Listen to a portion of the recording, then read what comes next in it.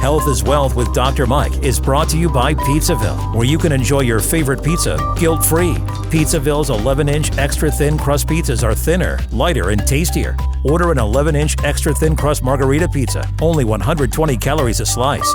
You're listening to 105.9 The Region, and this is Health is Wealth with Dr. Mike Carrozza. I'm station manager Tina Cortez. Good morning, Dr. Mike.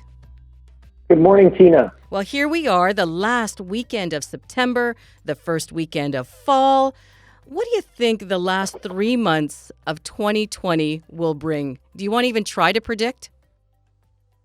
Well, first of all, who doesn't love fall and Thanksgiving and Good Halloween? point. Yes. Yeah, so I mean, what do I predict in terms of, well, there's definitely going to be cold weather ahead of us. We know this.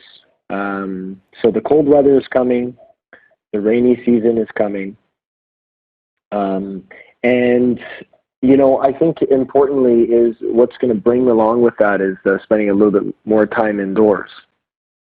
And so whenever you're in these closed quarters and whatnot, this is when microbes love to harvest and spread. So we have to be careful. We have to keep our immune system in tip-top shape, and we'll be talking with Dr. Anna Maria Temple soon, and we'll be discussing this as well in terms of eating healthy. You know, so what goes along with inside, when you spend more time inside and you're really not as active, we tend to snack and consume more calories than we should. So what that brings along is an unhealthy, unfortunately, it brings along an unhealthy diet. What we should be doing is consuming some really nice fall, like harvest style vegetables. It's definitely a more of a warming sort of time. So we want to eat more warming foods. So it brings along things like minestrones, some really nice squash soups. Mm-hmm. My favorite is butternut squash. I love it around this time. It's probably my favorite soup. Loaded with vitamin A, and then really, really nourishing as well, and very filling. And then there's also things like spaghetti squash, have you had spaghetti squash, Tina? I have never had that.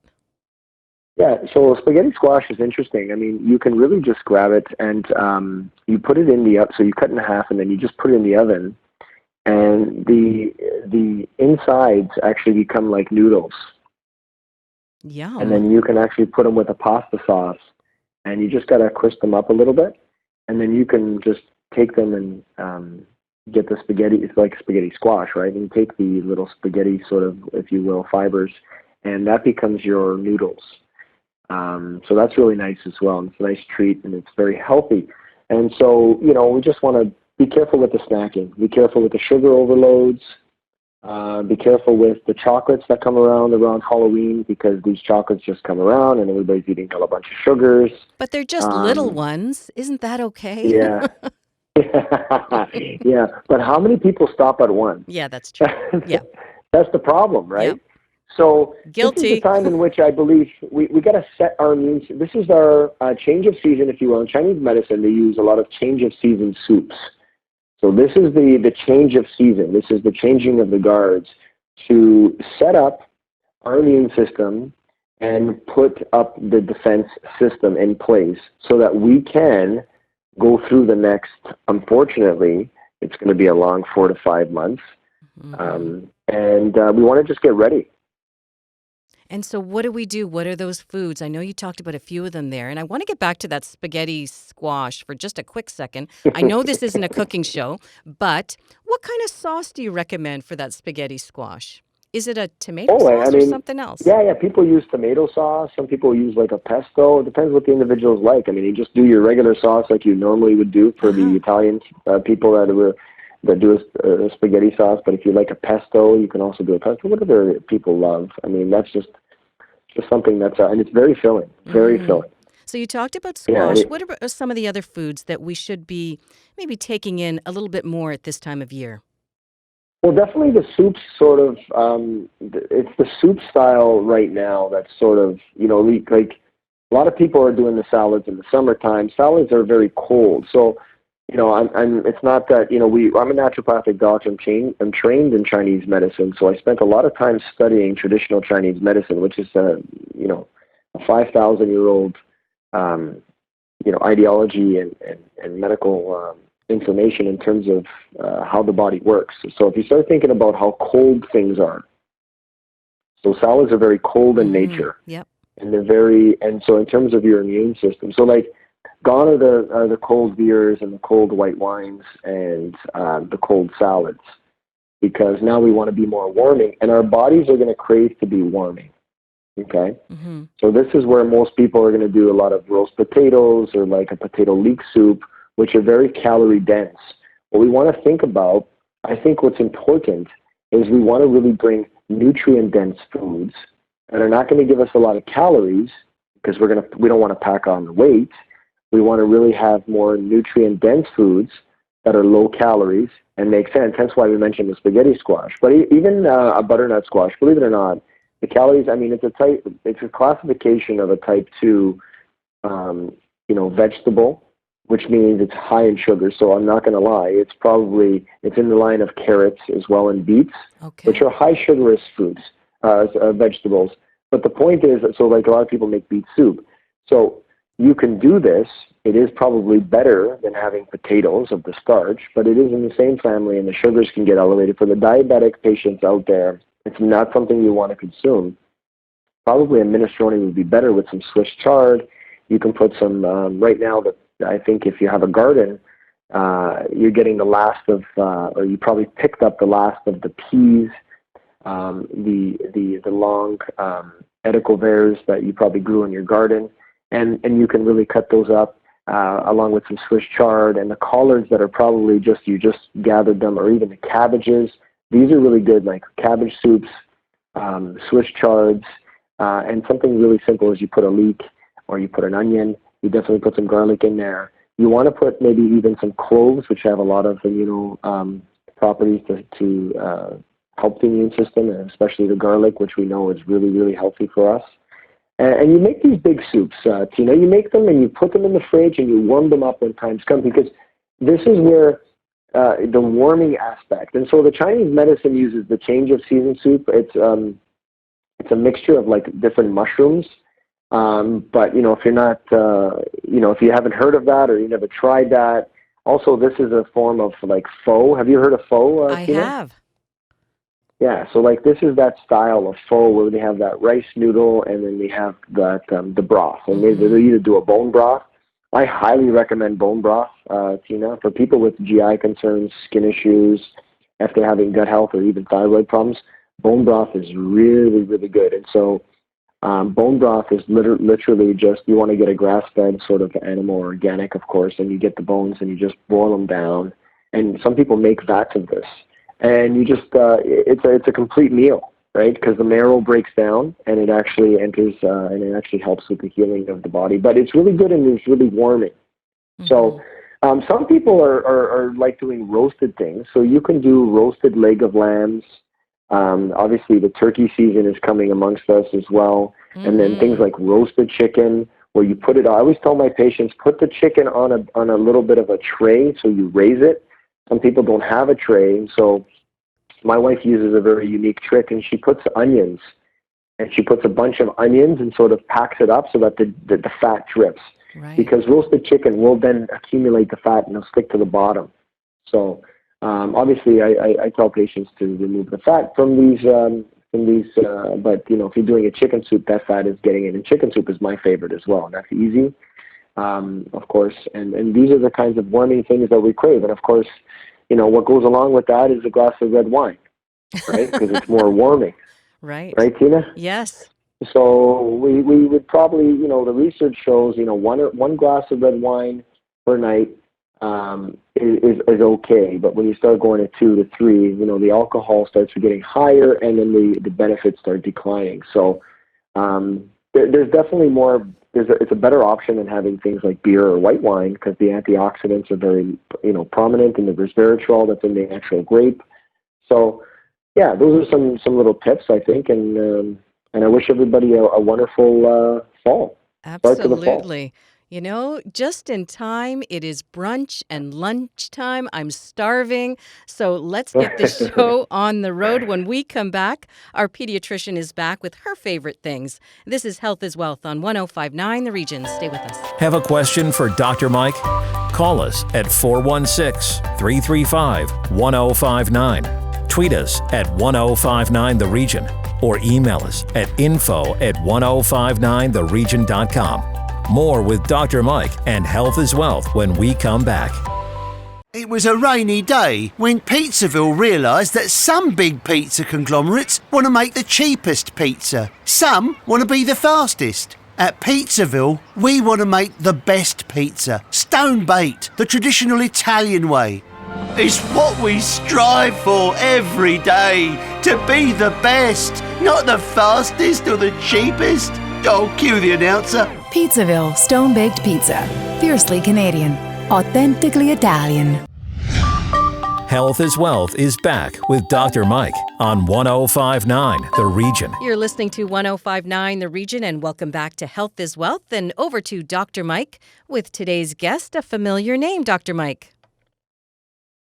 Yeah, thank you, Tina. Today we welcome back holistic pediatrician who practices in Charlotte, North Carolina, Dr. Anna Maria Temple. Thank you again for joining us. So great to be here. So, on Health is Wealth, we'd like to bring light to key practitioners, people around the world. There's lots of things we spoke about last in our last segment, in our previous segments. Of course, there's many things that we want to discuss on this show, and we got to keep it a little bit focused. But most importantly, I think, right now, the beginning of this fall season is among us, of course. We are officially in fall. And what comes along with that, unfortunately, is the cold and flu season, which we have been working so diligently over for the last many years. I know you have been practicing and sort of the holistic approach and as a functional medicine doc as well. So we focus on cold and flu season, and we help with prevention and getting the immune system. So a lot of people are worried about this cold and flu with this COVID. What are your thoughts on that, Dr. Temple? People are petrified of what this could be. And I remind people every day, I was like, you know what? We are blessed with our body, and we're blessed with an immune system, which is the best weapon we have against this viral illness, be it COVID, be it flu, be it the common cold. And people say, oh, well, how do you know that's a bunch of hooey? And I was like, well, I'll tell you that when my kids were little and they were 2, 4, and 6, they were so super sick because, I really try to help everyone out by doing it first myself my way so I can learn how to do it and then teach others. So my children were eating, I thought they were eating well, but they were really eating garbage. And they were sick with allergies and asthma and colds and ear infections, snot, flu. You name a sickness of childhood, all my children had it. You are welcome, dear listeners. And what I realized is I was just giving my children so much sugar, and they did not have enough fruits and vegetables in their diet. And so 2007 is when I changed all their diet, and I went on a mission to change our lifestyle. And all I did is for myself and my kids. I didn't do it for the rest of the world. And over the next 12 years, what I realized that my children got better. And I didn't know about supplements. I didn't know about IV infusions. I didn't know about anything else except I was like, I am educating myself on nutrition. And my children got better. They no longer needed antibiotics or steroids or daily medications for asthma, eczema, allergies, whatever. And they didn't have colds. And when flu season came, it was no big deal. And that's when I learned the power of the immune system. And I learned that as a traditionally trained doctor, I was relying way too much on medications and procedures, and that the answer was not there because my kids were just sick over and over again. And when I got to the root cause, which was the garbage diet that they had, is when we had a major wellness revolution in my house, and then that translated into the way I practice medicine and the way I study medicine, and that's why now I treat people completely different than when I started my practicing medicine 20 years ago. So when you talk about supporting that immune system, what are those key factors then in our diets, the diets for our children? Are there specific supplements that we should be focusing on? The number one thing that we can start taking away, reducing, is sugar. We have studies that show that when we have large doses of sugar, and by large doses, I'm talking a slice of cake. And by large doses, I mean one Coca-Cola. When we have a dose like that of sugar, it depresses our immune system, which means it stops our immune system from working properly for up to 5 hours. So if you think of a kid's birthday party, because a lot of people may roll their eyes, they're like, really? I want you to think of a kid's birthday party when everybody shows up. It's the same people you hang out with. It's the same cousins, the same people from the classroom. And then what's at the party? Juice, pizza, cake, cookies. And then 50% of the kids after a birthday party are sick with colds and snot. Is it a coincidence? I don't think so. It's because the sugar depresses the immune system, again, for up to 5 hours. And we have lots of other studies that show that sugar increases inflammatory markers, which are the cells in our body that make us feel sick, from just simple things as like a handful of jelly beans or 2 pieces of white bread. And it is a delicate balance. I would say, number one, we got to watch the sugar intake. The recommended amount that the body can process in one day is 24 grams of added sugar a day. And I challenge the listeners to start looking and see in a 24-hour period, can you get your children to have less than 24 grams of added sugar a day? And what that means is not the fruits. Don't go after the fruits. Everyone goes after the fruits. Go for the stuff that is added in, usually found in packaged foods, in yogurts, granola bars, ketchup, pasta sauces, salad dressings. Those are the evils.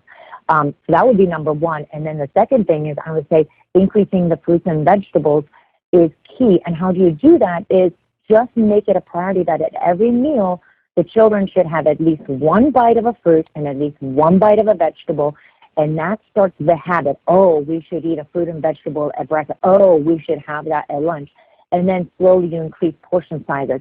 The recommended dose of fruits and vegetables is 8 to 10 servings a day, which you can't get unless you have it at every single meal. So we want to focus on those. And I would say if you're going to do one supplement during the cold and flu season is vitamin D. And so what I want to help a lot of our listeners establish in this next little segment that we have is let's make a connection between a healthy gut and a healthy immune system, okay? Because, you brought it up, and I love when you bring up these wonderful points, because if you don't have a healthy gut, meaning that if your gut microflora, if your gut sort of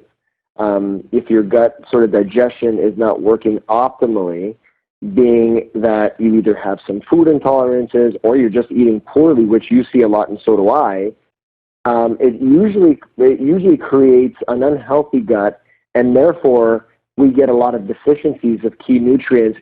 And just an example, vitamin D being one, and it's a fat-soluble vitamin, of course. And but there's a huge connection with this leaky gut, or if you will, call it leaky gut, or intestinal malabsorption, or call it an unhealthy gut. Maybe you're going to the bathroom and having excess bowel movements, or maybe you're not even going to the bathroom at all, and maybe you're consuming a lot of fast foods and a lot of less nutrient-dense foods, and then your gut doesn't really work all that well. Dr. T, the question I have for you is, there is a connection, and it is absolutely real between the gut health and your immune system, correct? Absolutely. I tell people that, 60 to 80% of our immune system is actually in the gut. We have these giant patches of lymphatic tissue, which is the tissue that creates antibodies, that line our gut. And the way I like to portray it, so we have talked in the past that the National Institute of Health has found that we have 3.3 trillion bacteria living in our gut. They're our guests, and they help us with the immune system. And one of the things that the way I talk to people, I was like, listen, when you have, for example, if you get one round of antibiotics, and sometimes you need antibiotics, so I'm just using this as an example. You use one round of antibiotics, it kills off a third of the 3.3 trillion bacteria you have in your gut. And that third leaves, you poop it out, it's dead. But in that space, you get the bad bacteria because that space doesn't just sit open. It's kind of like when you have this gorgeous lawn in front of your house and then you burn holes by mistake in the lawn. Well, those holes don't sit empty. Dandelions, kudzu, weeds come in, crabgrass. The same thing happens to our gut. And when you picture this beautiful lawn, that is what is keeping our immune system fighting against COVID, flu, and cold. When we're picturing crabgrass taking over, dandelions taking over, those things weaken the immune system, and now you have colds all the time. Now when you get flu, you're sick for 2 weeks, and now you have pneumonia and maybe are hospitalized. Antibiotics are not the only things that do that. So are garbage foods. And why is that? Well, when you look at a food, and fast food is the one I always hit upon, when we look at fast food and even processed foods, when there are ingredients you don't know, such as anti-foaming agents, what is that? Monosodium glutamate. Really? So when you have that, you don't know what it is. Your body surely doesn't know what it is. Our gut knows, milk, cheese, strawberries, spinach, chicken, right? That's what our body knows. It doesn't know monosodium glutamate, anti-foaming agents. So when you eat that, the body sees it, and those things are basically just damaging our gut cells and are killing off the bacteria that are supposed to be there and help protect us. And the more killing that we do with the selection of foods that we have, because food can heal you or food can't hurt you. And, modern food industry, the message is not that. The message is it must be delicious, and we have fun with food. And if you don't have this, you dehydrate and die on the sports field. And if those are the messages we're getting. No one is teaching us food can help or food can heal. And we need to, when we pick a food, we need to know what the ingredients are. I'm always like, if you can't read it, don't eat it. I can't say how many times we mentioned it on the show, and I love how you sort of echo this point, is that fruits and vegetables, I have a lot of patients that come in, and I love smoothies, right? I love smoothies, but a lot of people sort of need to have this protein shake with all these vitamins and things, and that's great. But my favorite is what you mentioned in making smoothies and putting fruits and vegetables and having our kids sort of utilizing this fiber from these fruits and vegetables, which are absolutely important to help our guts, to help our immune system, in fact. And so one thing that a lot of moms can do and folks can do for the children through this cold and flu season is really, have a healthy gut and limit the amount of junk food that goes into our bodies. And just by doing that alone, we're going to see tremendous results with our children, especially that we're pretty much putting them right in there. And they're in the thick of things, and they're all together. So, if everybody does the same thing, and we all eat healthy, we'll, get the strongest of immune systems for our children and ourselves as well. So great suggestions, and I appreciate that for sure. And for our patients out there, of course, you have a doctor you're working with, run these ideas by the family doctor or your professional that you're working with, because it's going to be important. But Dr. Temple, I want to bring light to something really important. You got a book coming out. Yes, I do. And it's coming out next week. And I want a copy, right away. I'm sending you a copy. I think the book is allowed to cross the borders. We'll just wipe it with vinegar, okay? Vinegar's okay. Yeah. That's right. No okay. bleach. No bleach. Vinegar is okay. Listen, tell us about the book. What's it called? It's called The Rule of Five: A Parent's Guide to Raising Healthy Kids in an Unhealthy World. And the whole premise of the book is, a lot of times I hear people say, it's so hard. It's so hard to know what to feed them. It's so hard how to deal with the picky eaters. It's so hard to know what sunscreen to buy, what to do, and how to make them sleep, how to limit electronics, all that. So what I did is I put together a book, and at the end of each chapter, you have a simple takeaway that is implementable that day, and it's in 5, so it will be trigger your memory. So for example, is if you go to the grocery store and you buy a packaged food, and I go through ingredients you shouldn't eat, but people are like, I can't remember all that. No big deal. You just have to remember, whenever you buy a packaged ingredient, it should have less than 5 ingredients, and we're going to be good majority of the time. And, like family dinners, we should eat a minimum of 5 family dinners, a minimum of 5 times a week. So I'm trying to put everything in easy to remember, easy to implement steps. And the chapters take you through, like, you do Halloween, and then we have Christmas, and we have vacation. So I try to tackle all the challenging aspects of parenting from a holistic perspective. And if you follow the book without even doing anything extra, you'll see that the children will have better immune system, less antibiotics, less steroids, less colds, less trips to the doctors for sick visits, and you can just thrive in wellness. That's terrific. Thank you once again for joining the show, Dr. Temple. And one more time, the name of your book and where your Canadian listeners can find a copy. Oh, it's The Rule of Five, A Parent's Guide to Raising Healthy Kids in an Unhealthy World, and you'll be able to find it on Amazon. That's terrific. And that's our show for this week. Previous episodes of Health is Wealth on 1059theregion.com. Thanks for listening. Connect with us on Twitter at 1059theregion or call 416-335-1059 or email info@1059theregion.com. This is 1059 The Region. Health is Wealth is brought to you by AppleMed Clinic, located at 3560 Rutherford Road, Unit 45. AppleMed takes a results-driven approach to patient care. Remember, an AppleMed day keeps illness away.